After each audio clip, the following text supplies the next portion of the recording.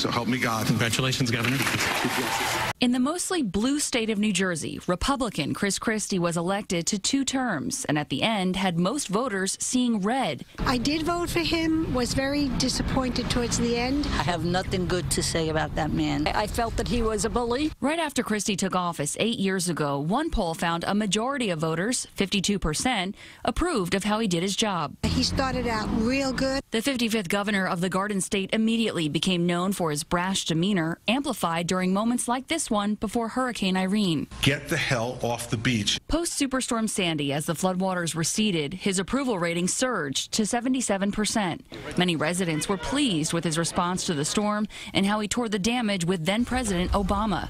Christie was re-elected to a 2nd term. As more time came after Sandy, I think people started seeing, well, you know, the money's not flowing as quickly as we need. People are still not in their houses. Progress is not being made.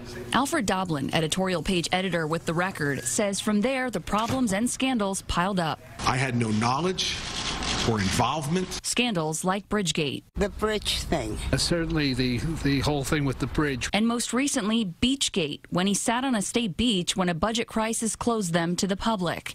He ran for president, spending most of a year out of state campaigning. While in New Hampshire, he was asked why he wasn't home in New Jersey for the flooding aftermath of the blizzard of 2016. His infamous response: I don't know what you expect me to do. You want me to go down there with a mop? He dropped out of the race shortly after.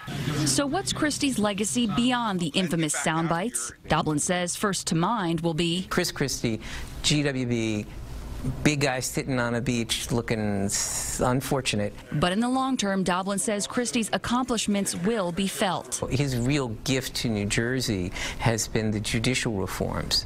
You know, that it is pretty much, there's almost no cash bail, you know, in New Jersey. As for his work in fighting the opioid epidemic, is it about Christie, you know, wanting to pursue something that has tremendous value and then at the same time recognizing, you know, this is the thing that people will make everyone focus on me and this issue and not on the bridge. The 55-year-old finishes his time as governor with just a 15% approval rating, the lowest ever recorded in the history of the state.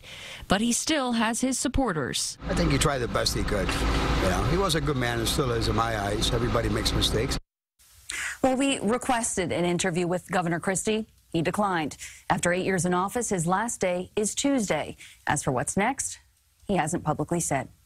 Christine? Probably not politics immediately. You know what? Who knows? Who knows? Never say never, true. right? Yeah. I mean, it could be anything. We don't know. We know it's not a WFAN, though, right? No, well, that's what he tried, though, right? It's almost. I wonder what he'll do with those fleeces, though. Remember the fleeces? Yeah. Superstorm Sandy? That's right. All right. Auction them off, maybe. They say it always takes a little longer to get the full picture, so we shall see. Maybe he'll write a book. Everybody does at some point, I think. All right. That's a good guess.